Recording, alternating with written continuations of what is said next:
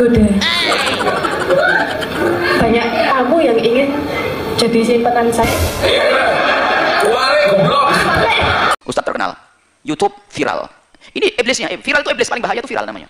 Setan namanya viral. Sama tenar dan populer, itu setan paling berbahaya. Assalamualaikum warahmatullahi wabarakatuh. Alhamdulillahirabbil alamin. Assalatu wassalamu ala nabiyyina Muhammadin wa ala alihi washabihi ajmain. Amma ba'du. Teman-teman yang dimuliakan oleh Allah Subhanahu wa taala, kita bertemu kembali di channel Cahaya Hidayah. Nah, teman-teman, jadi di kali ini saya akan membagikan video yaitu tentang terkait video dari Gus Miftah.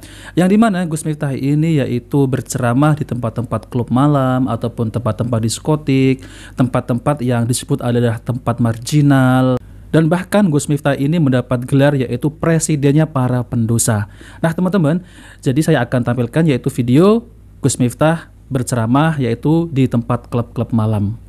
Padahal ya teman-teman, di situ kan ada ya yang namanya berdakwah di tempat-tempat maksiat. Tentunya itu banyak wanita-wanita yang membuka aurat ya. Tentunya hal ini sebagai seorang pendakwah ya harus menundukkan pandangan ya teman-teman ya. Namun apakah ya dakwah di klub-klub malam ini apakah sesuai ya teman-teman ya? Oke, mari kita simak videonya.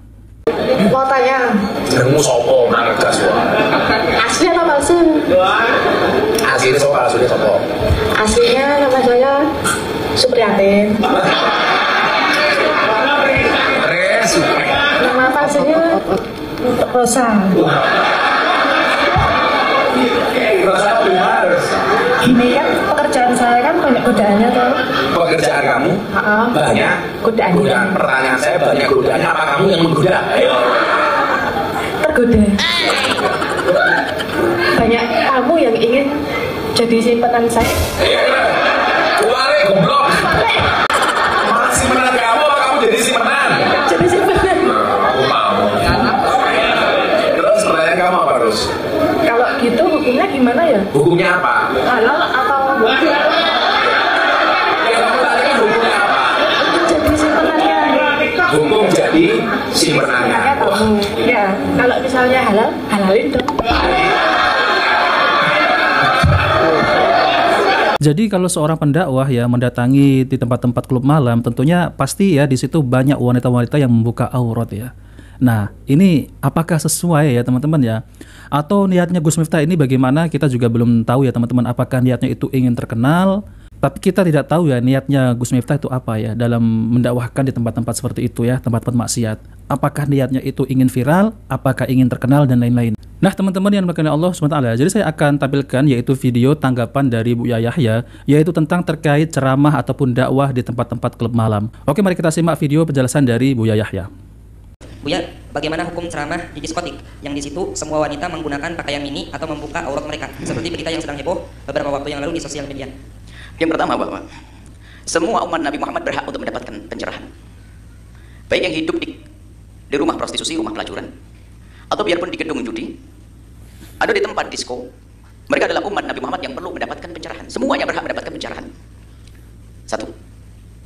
Kemudian yang kedua, bagi siapapun yang berceramah tentunya itu urusannya dengan niat. Kita tidak akan masuk wilayah di wilayah niat, yang tahu hanya Allah. Niat, kita tidak bisa memvonis dia adalah nggak benar. Saya tidak ngerti, mungkin niatnya sangat baik. Dan niat itu yang menentukan dia selamat atau tidak. Kalau niatnya hanya pengen aneh saja, kencing air zam-zam, nanti di Mekah terkenal viral, tempelengi sama polisi Mekah sana beres nanti. Kalau pengen terkenal dengan aneh, bila ada zam-zam tu'raf, kencinglah air zam-zam, kami kenal nanti, itu bahasa orang Arab. Jadi kalau pengen terkenal, lalu membuat nyeleneh, itu yang jadi masalah. Tapi kita tidak boleh menuduh orang. Mohon maaf, ini adalah masalah niat. Ada orang nyeleneh gaya dakwah dan sebagainya. Anda tidak usah masuk wilayah niat. Ya, indah sehat untuk semuanya. Kalaupun Anda ternyata mendapatkan tugas dari Allah untuk dakwah di diskotik, di tempat pelacuran, tempat perjudian, mungkin itu bagian Anda. Hal yang perlu adalah niat yang benar, itu saja. Saya tidak bisa masuk wilayah itu. Jadi tugas berat. Dan kami pun tidak mampu kalau harus ramah di diskotik dan sebagainya. Kenapa? Takut dosanya lebih banyak yang saya dapat karena melihat sesuatu yang diharamkan. Baik, tapi kalau ada orang tiba-tiba berceramah di sana, kita doakan semoga niatnya benar. Kita tidak tahu apa yang ada di hatinya kok. Mungkin niatnya benar, subhanallah. Mungkin dikirim Allah untuk seperti itu. Kalau dikembalikan Buya siap, saya tidak siap. Mending saya undang yang biasa diskotik, saya kasih selebaran, saya ajak makan bareng di pondok. Tidak usah ceramah. Jadi kita bukan bagian. Kalau itu bukan bagian, bagiannya masing-masing. Karena bagiannya masing-masing, kita tidak masuk wilayah seseorang. Mungkin niatnya baik, saya tidak akan suuti. Kita jangan biasa suudon kepada seseorang. Semoga niatnya baik dan semoga ada faedahnya, semoga ada manfaatnya. Kalau memang sudah ada yang seperti itu.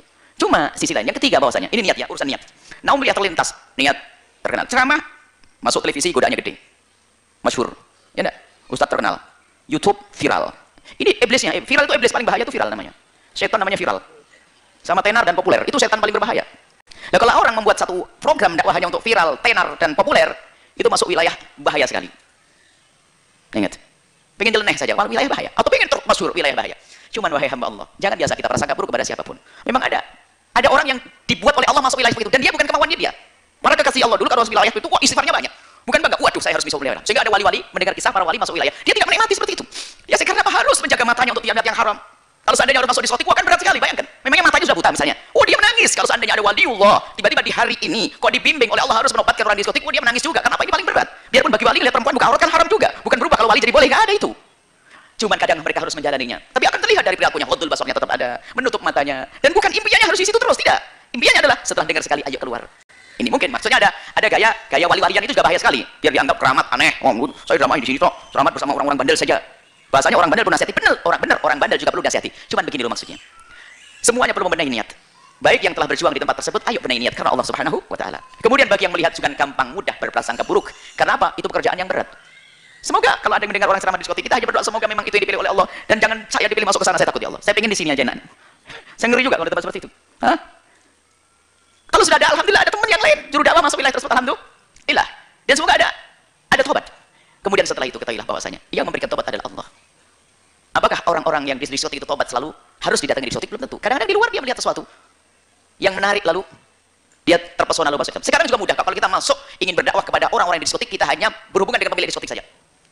Semua yang masuk di diskotik kita kasih nomor teleponnya. Kita minta nomor teleponnya semuanya, lalu kita kirim video pendek-pendek. Nggak usah kita ketemu 5 menit, 2 menit gitu kan. Nah, ya, nanti dilihat. Assalamualaikum dengan bahasa hormat saudariku yang semoga dimuliakan Allah. Ini ada video, mohon dilihat dan didoakan. Selesai. Nggak didengar nggak apa-apa. Nggak usah masuk di diskotik. Tapi kalau ada orang diuji oleh Allah dengan masuk di diskotik, sebetulnya berat bagi beliaunya. Kalau memang itu kekasih Allah, maka tolonglah ayo. Ini loh. Kadang kita tidak boleh membuat konflik ya. Ada orang berdakwah di sana dimarahi satu sisi, kemudian satu sisi dakwah jadikan ajang untuk tenar, untuk masyhur, untuk viral dan sebagainya. Semuanya jadi salah. Yang kita sebagai umat suudon, kemudian ternyata ustadznya juga salah niat masuk neraka dua-duanya. Maka sekarang kita tata hatinya, wahai para ustadz, jika memang tugasmu harus masuk wilayah tersebut, semoga Allah memberikan niat yang benar.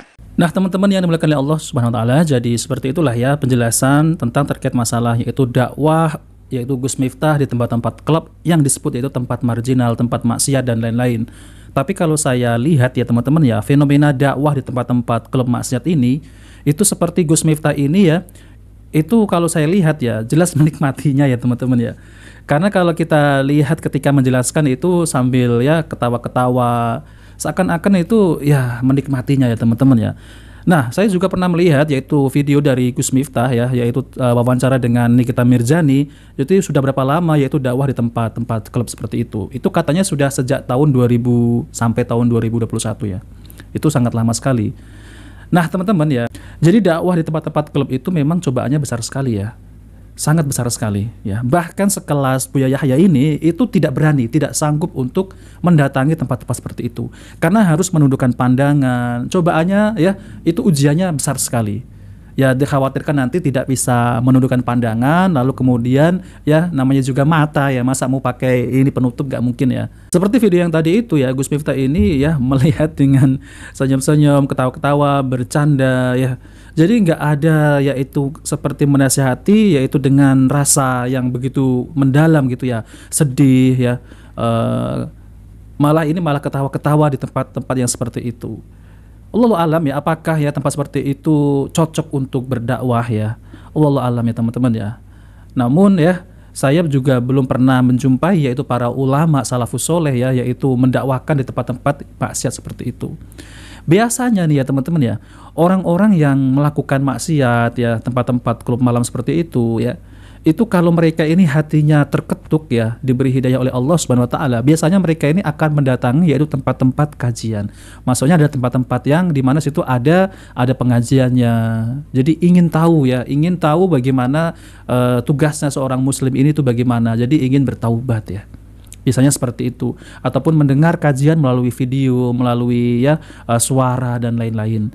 Tapi kalau langsung terjun ke tempat seperti itu ya hasilnya seperti tadi ya, yaitu malah ngobrol, mendakwahkan tapi isinya malah candaan dan lain-lain. Tentunya ini tidak bisa terlepas dari pandangan yang bukan mahram ya teman-teman ya. Kan di sana ya banyak wanita-wanita yang membuka aurat ya. Apakah tujuannya hanya ingin viral, hanya ingin terkenal, wallahu alam. Nah oke teman-teman, jadi itu saja yang saya sampaikan ya. Jika video ini bermanfaat, jangan lupa like dan subscribe di channel Cahaya Hidayah. Wabillahi taufiq wal hidayah. Wassalamualaikum warahmatullahi wabarakatuh.